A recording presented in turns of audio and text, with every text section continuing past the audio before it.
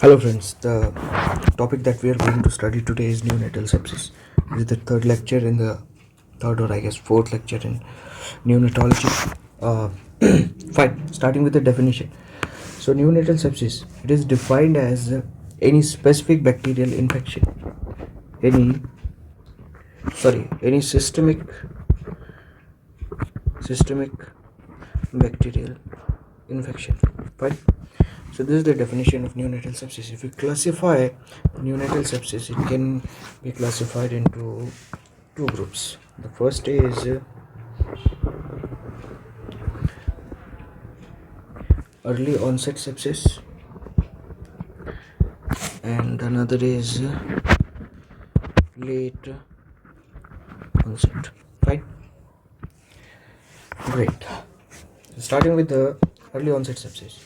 What is this? Early onset sepsis, it is seen for the first time within 72 hours of life. Right? It is seen within the 72 hours. It is seen within 72 hours of life. Right? And it is seen beyond 72 hours. Okay.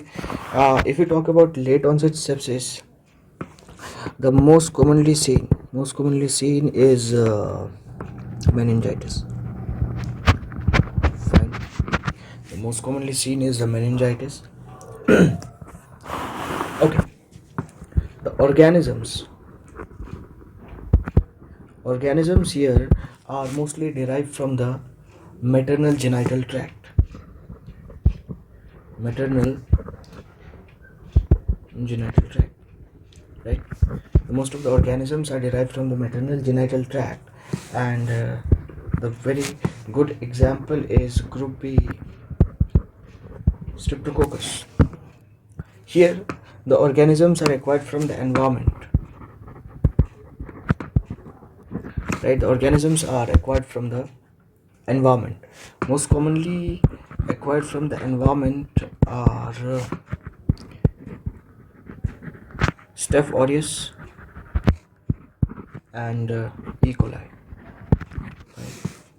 Here, group is streptococcus. Along with that, there can be E. coli or Klebsiella.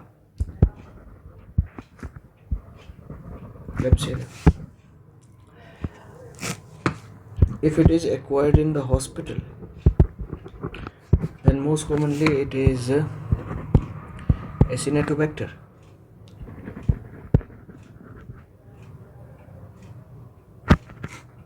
Or Klebsiella, right? Great. Talking about the risk factors. Risk factors here are first, it can be related to mother. Okay, the risk factors can be related to mother, like maternal fever, right? Foul smelling liquor, premature rupture of membrane. Okay, may be related to delivery process.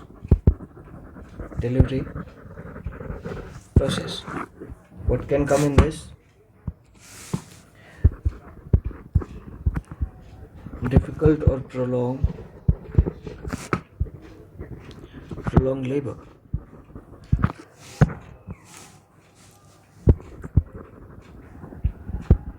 Multiple PV examination,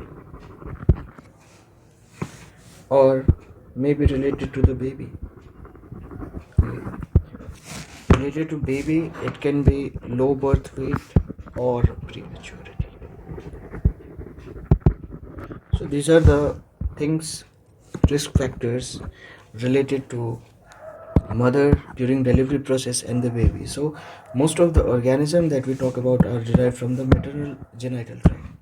If we talk about the risk factors here, late onset, it can be due to lack of breastfeeding, yeah, or maybe multiple needle pricks.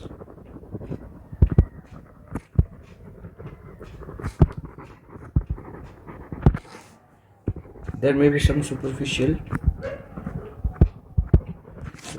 infections,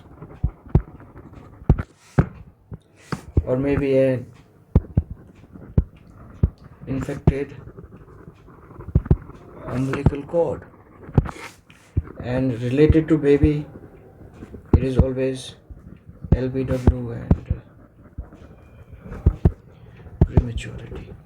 Any baby who is LBW, low birth weight, or the baby is premature, they are very prone to development of almost all the problems that we will be talking in neonatology. So, let me change the color of the pen. Yeah. Most effective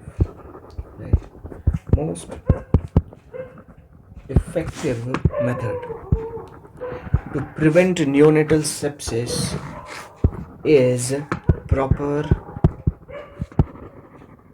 hand washing by the caregivers, and it should be for at least 2 minutes.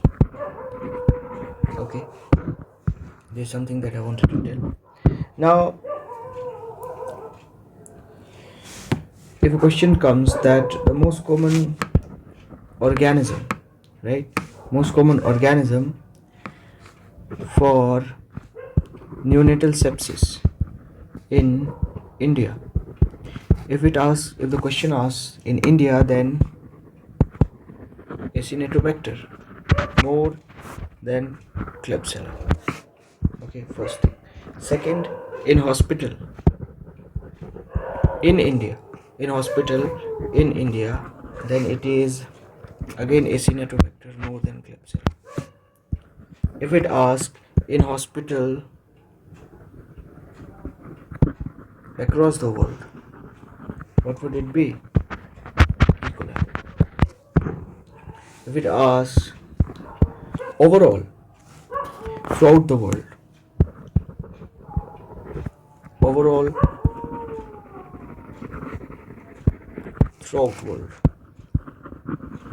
then it would be E. coli.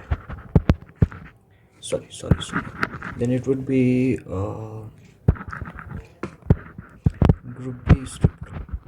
Okay, so these are the few things that we have to keep in mind. Now, talking about the clinical features, what would the clinical features be? So, in any condition, in any state of disease or unease, the first thing that a child will do is stops eating. Okay, so poor feeding, right? Or there will be alteration in the established feeding behavior. Temperature disturbance, right? There is sepsis, so there will be temperature disturbances, and in case of neonates, hypothermia is more common than fever.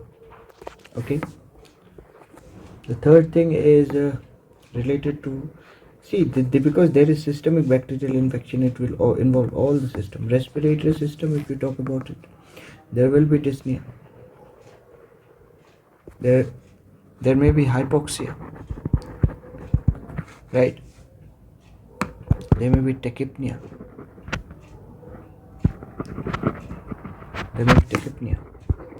or related to CNS irritability,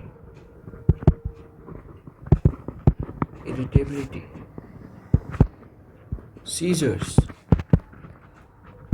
shrill cry. These are the features that will come under CNS.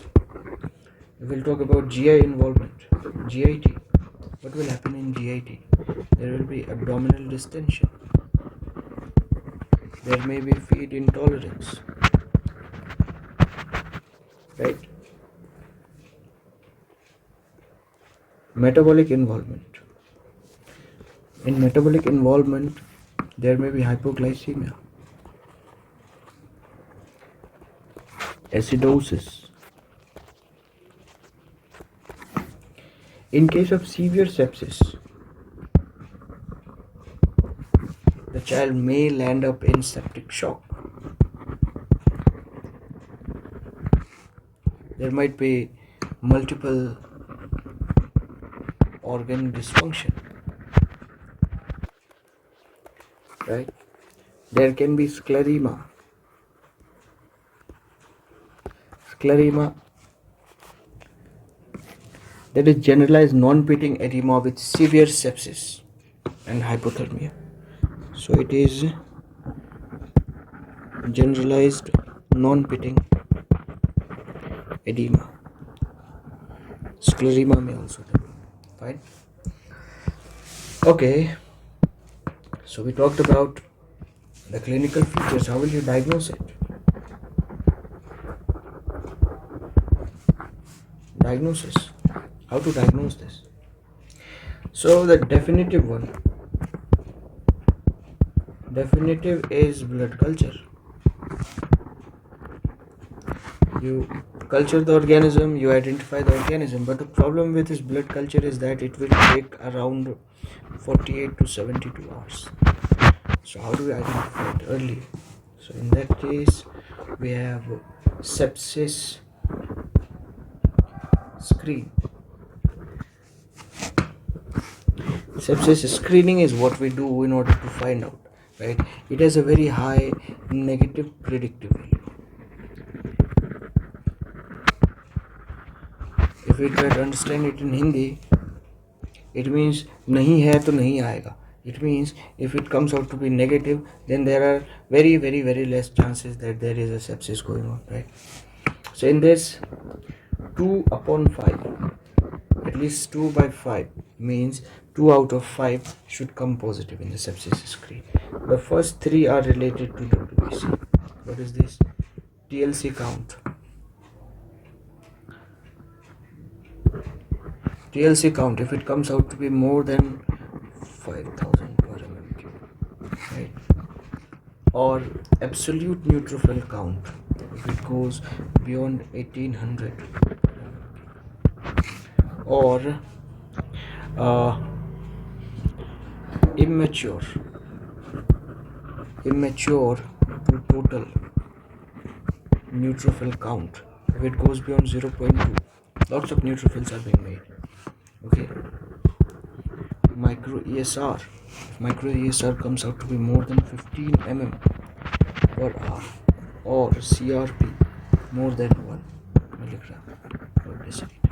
So these are the 5 criteria under which we go for sepsis screen, and any 2 comes out to be positive, then it is positive, and if it is not coming positive, then it is very highly unlikely that it will be sepsis. Other tests that we can do along with this is blood glucose, because we are expecting hypoglycemia here. Chest X-ray may be involved. For the involvement of chest, we can do lumbar puncture and CSF study. We know why we are doing it. Okay, now talking about the treatment. How would you treat this? So for treatment, first of all, a baby with sepsis coming to your hospital, supportive care. What are the things that we do in supportive care? First, admit the child to an NICU or nursery. Okay, start IV fluids, maintain a normal blood glucose, right? Maintain normal temperature, monitor the vitals. These are the things that we are going to do when we start the supportive care. Okay, not talking about specific treatment.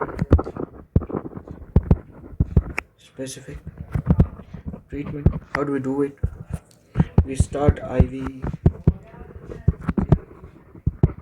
empirical, broad spectrum antibiotics, because until the organism is not identified using blood culture, we cannot really give specific. So we are starting with empirical therapy. For example, We can give injection of ampicillin plus gentamicin plus injection of cefotaxime if there is meningitis suspected or if it comes out to be positive. So talking about the duration of treatment, right? So in this we'll write sepsis, screen, blood culture, CSF, and duration. If sepsis screen is coming positive, rest are negative, we will treat the baby for 1 week. Okay. If sepsis screen and blood culture are coming positive but CSF is still negative, for 2 weeks.